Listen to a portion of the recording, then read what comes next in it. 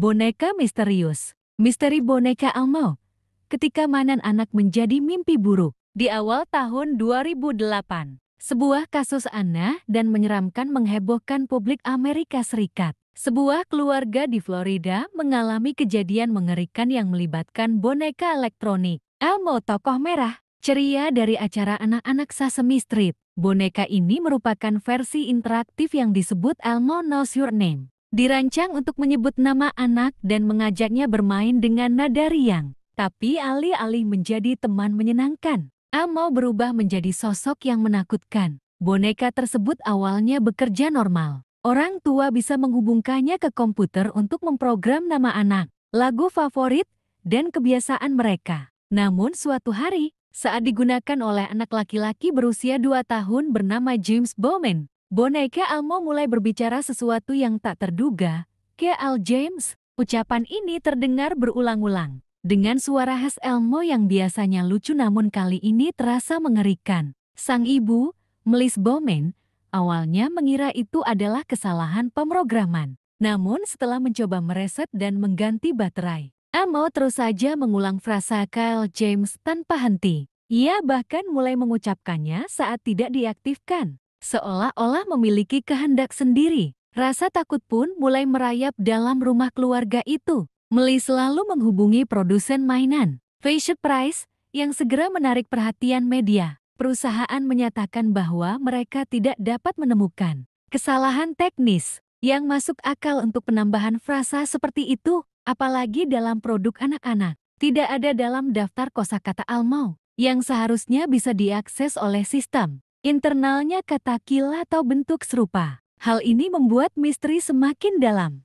Berita ini menyebar dengan cepat ke berbagai stasiun televisi dan internet, menimbulkan berbagai teori konspirasi dan spekulasi publik. Ada yang menyebut ini sebagai hasil hacker atau sabotase sistem produksi. Namun yang lebih menyeramkan adalah mereka yang percaya bahwa boneka Elmo tersebut dirasuki atau dikendalikan oleh entitas supranatural. Setelah diberitakan secara luas, pihak produsen mengambil boneka itu untuk investigasi lebih lanjut. Namun hasil penyelidikan tidak pernah diumumkan secara rinci ke publik. Tidak ada penarikan massal dan kasusnya perlahan menghilang dari media. Namun bagi keluarga Bowman, kejadian itu membekas dalam dan membuat mereka menjauhkan semua boneka elektronik dari rumah. Misteri K.L. James Elmo menjadi salah satu contoh langka bagaimana teknologi interaktif yang dirancang untuk anak-anak bisa berubah menjadi sumber horor, terlepas dari penyebab teknis atau mistisnya.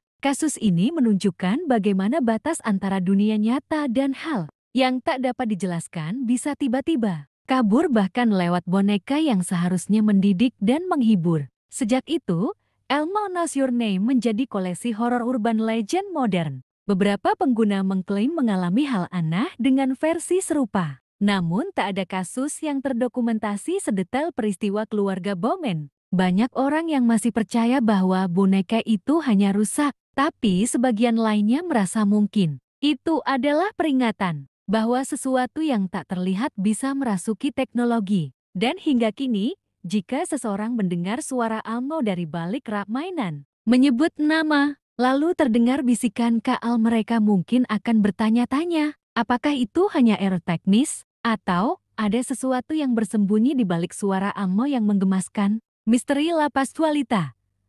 Manekin pengantin yang diduga mayat yang diawetkan. Di kota Chihuahua, Meksiko, berdiri sebuah toko gaun pengantin bernama La Papiller yang telah beroperasi selama puluhan tahun. Namun, yang membuat toko ini tersohor bukan hanya koleksi gaunnya, melainkan sebuah manekin yang berdiri di etalase depan sejak tahun 1930-an. Namanya Lapas Tualita dan ia bukan sekadar manekin biasa. Banyak yang percaya bahwa ia adalah jasad manusia yang diawetkan. Lapas Tualita mengenakan gaun pengantin putih yang selalu diganti secara berkala. Namun, yang membuat orang merinding bukan pakaiannya, melainkan ekspresinya. Kulitnya tampak terlalu realistis, dengan detail urat nadi di tangan, bulu mata yang tampak alami, serta mata kaca yang memancarkan sorot tajam. Jari-jarinya begitu rinci, lengkap dengan kuku yang tampak seperti milik manusia. Siapapun yang melihatnya dari dekat akan sulit mempercayai bahwa ia hanya manekin.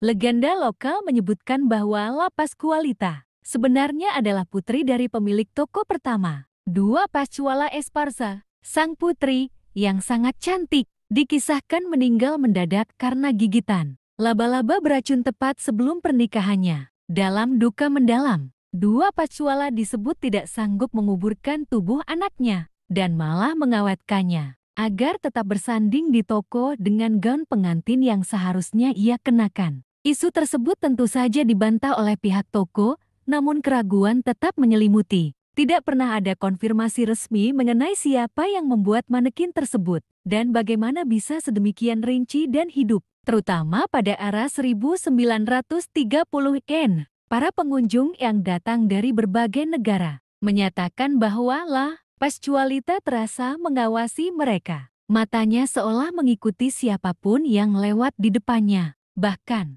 para pegawai toko yang bertugas mengganti gaunnya mengaku merasakan ketegangan aneh. Mereka harus melakukannya di malam hari dan menyebut bahwa manekin itu terasa seperti masih bernapas. Beberapa bahkan menolak untuk menyentuhnya sama sekali. Ada pula cerita bahwa La Pascualita berpindah posisi dengan sendirinya, atau gaunnya berganti tanpa sentuhan manusia. Tak sedikit yang percaya bahwa manekin itu dihuni oleh roh sang gadis, atau bahwa ia menjadi perantara antara dunia orang hidup dan dunia arwah. Beberapa warga bahkan menyisakan bunga dan doa untuknya. Seperti halnya pada makam seorang suci, La Pascualita tidak hanya menjadi ikon toko, tetapi juga telah berubah menjadi semacam urban legend spiritual bagi masyarakat Chihuahua. Dari waktu ke waktu, manekin ini telah mengalami perawatan, namun selalu dijaga agar tidak dirusak terlalu banyak. Beberapa spekulasi menyebut bahwa jika benar ia adalah jasad manusia, maka teknik pengawetan yang digunakan sangat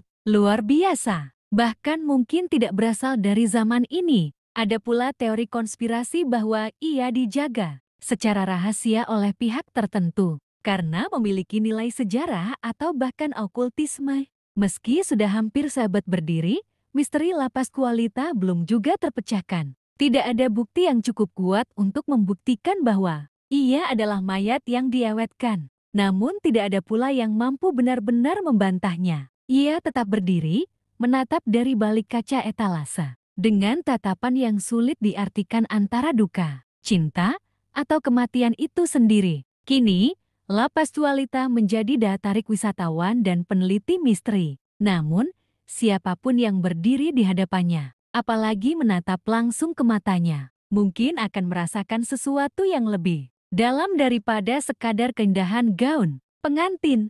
Mungkin, itu adalah tatapan seorang mempelai yang tak pernah sempat mengucap janji suci. Misteri Mandy the Doll, boneka porselen dari Kanada yang mengganggu peralatan elektronik. Di sebuah sudut museum Quesnel, British Columbia, Kanada, tersimpan sebuah boneka tua bernama Mandy. Sekilas, Mandy tampak seperti boneka porselen biasa, dengan gaun putih kuno dan mata kaca yang terlihat kosong. Namun, siapapun yang telah berhadapan langsung dengannya percaya bahwa Mandy bukan sekadar boneka tua biasa. Ia menyimpan misteri yang belum terpecahkan hingga kini. Mandy diperkirakan dibuat pada awal abad ke-20.